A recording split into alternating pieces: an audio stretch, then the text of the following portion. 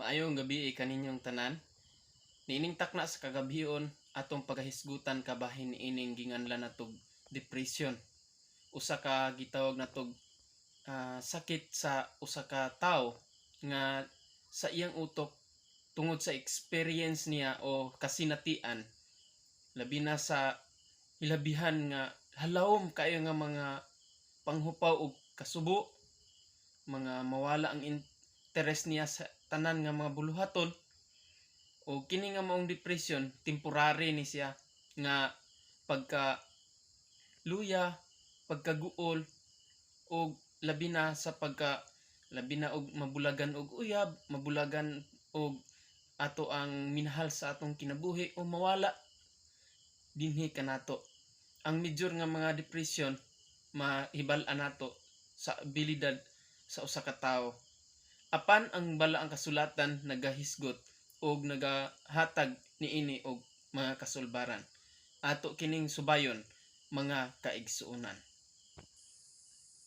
Ang mga tawo nga nagbati og depression mao kining mga igsuon nga murag ma-despair, kining wala na makahuna-huna na nga wala na paglaom sa kinabuhi, magkahuna-huna na nga siya wala na ibili sa iyang kinabuhi, or else maghuna-huna na siya nga mukumit na lang siya og suicide. Mo kana maigsuon busa kung adunay depression, kini mo'y atong buhaton mga igsuon, atong susihon ang balaang kasulatan. Matod pa sa balaang kasulatan, ang depression pwede na nato siya nga ma-relieve kung mag-antos kita, magpasensya kita sa pag-meditate, sa pagpamalandong sa mga pulong sa Ginoo, o pag-expect nga siya mutabang gayud kanato. Ato kanang mabasa mga kaigsuonan sa Salmo kapitulo 42 versikulo 6. Nagaingon, naguol ako, busa hinumduman ko siya. Sa akong pagkahininginlan didto sa yuta sa Jordan, duol sa bukid sa Hermon ug sa bukid sa Misar, hinumduman ko siya.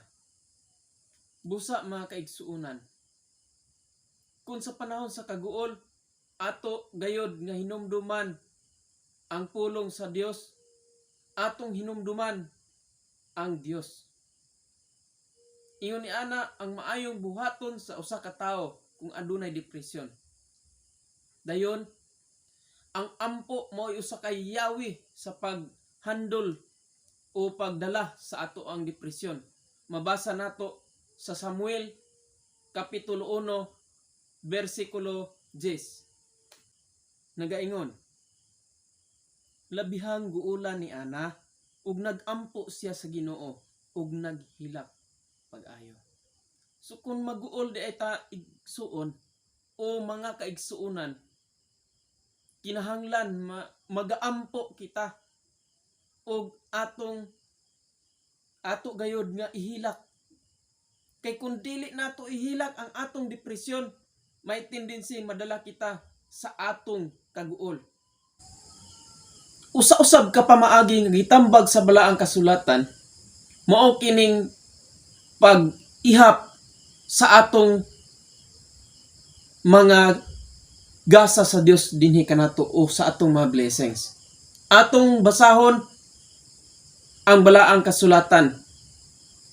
Salmo kapitulo 107 versikulo 8 ngadto sa 9. Angay nga magpasalamat sila sa Ginoo tungod sa iyang gugma nga walay paglubad, tungod sa makatingalahang butang nga gihimo niya kanila, gipainom niya ang giuhaw ug ang gigutom, gitagbaw niya sa mga maayong butang. So it is useful. It is useful in time of depression to count our blessings. Dayon, daygon siya pagdalaig sa Ginoo, pagkanta ngadto sa Ginoo, atong daygon ang atong Ginoo pwede makaparelieve sa ato ang depresyon. Mabasa na nato o sa atong mga kagulanan. Mabasa na nato, mga igsuon, atong mabasa sa Salmo Kapitulo 34, versikulo 1, ngadto sa 3, nagaingon. Pasalamatan ko kanunay ang Ginoo, dili gayud ako mahunong sa pagdalay kaniya. Daygon ko siya tungod sa nabuhat niya, ug magpatalinghog unta ug maglipay ang tanang dinaog daog. Duyog kanako sa pagsangyaw sa kahalangdon sa Ginoo, maghiusa kita sa pagdalayg sa iyang ngalan. Unsa di ay? Kinahanglan makikuyog kita sa pagdalayg sa ngalan sa Ginoo. Sa to pa, madto ta sa atong mga kauban sa simbahan. Duyog kanila sa pagdalayg sa atong Dios. Dugang paniana, pwede usab nato himuon nga pagpaminaw o pag-awit sa mga Kristohanong awit. Ato tanang mabasa mga kaigsuunan. Salmo Kapitulo 33, versikulo 1 ngadto sa 3, nag-ingon. Paglipay kamong tanan nga matarong tungod sa gibuhat sa Ginoo, dayganin niyo siya. Kamong tanan nga masinugtanon kaniya. Pasalamatin ninyo ang Ginoo pinaagi sa mga alpa. Awiti siya dinuyugan sa mga kinuldasang tulunggon. Awiti siya bag-ong awit, ayuha pagtugtog ang alpa, ug pag-awit kamog kusog. So, atong iawit og kusog aron ma-relieve ning ato ang mga gibati sa atong tagsa-tagsa ka kasing-kasing kung dunay depression. Ako usab miagi man ko og depression. Apan pinaagi sa mga kanta o sa mga awit na relieve ang akong mga kagulanan ug mga kahangawa ni adtong maong pamaagi. Kinahanglan gyud nga ang Christian nga mga music gyud dili kay kadtong makapadulot nun sa tong kasing-kasing nga mga lahi nga mga kanta nga dili iya sa Dios o dili Dios nun o Kristohanon nga mga kanta. Ang sunod pa gyud mga igsuon, kung naatay pagbati sa depression o ma-discourage ka, hinumduman na nato, dili na magdugay. Dili na magdugay igsuon. Mabasa na nato sa Salmo Kapitulo 30, versikulo 5. Nagingon, dali rang mapuypoy ang iyang kasuko, apan mulungtad hangtod sa kahangturan ang iyang kaayo, mahimong maghilak sa gabii, apan sa pagkabuntag mubanos ang kalipay. So, dili mga kaigsuunan magdugay. Kung guol ka karon, may panahon gyud nga malipay ra ka. Kung aduna tay mga kahangawa, ato ra nang makabot ang atong tanan nga mga kahangawa. Samtang buhi pa ta, ngun pa sa kanta, habang buhay may pag-asa. Habang buhay may pag-asa, kung may gabi, may umaga. Ganyan. Muna, mga igsuon.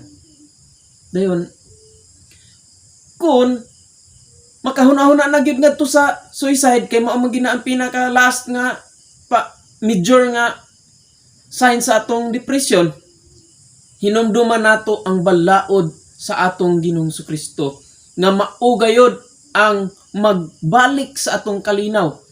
Mabasa na nato mga igsuon, Salmo 119 versikulo 165. Nagaingon, malinawon kaayo ang nagmahal sa imong balaod, walay makapukan kanila. There is a great peace have they who have loved your law, and nothing can make them stumble.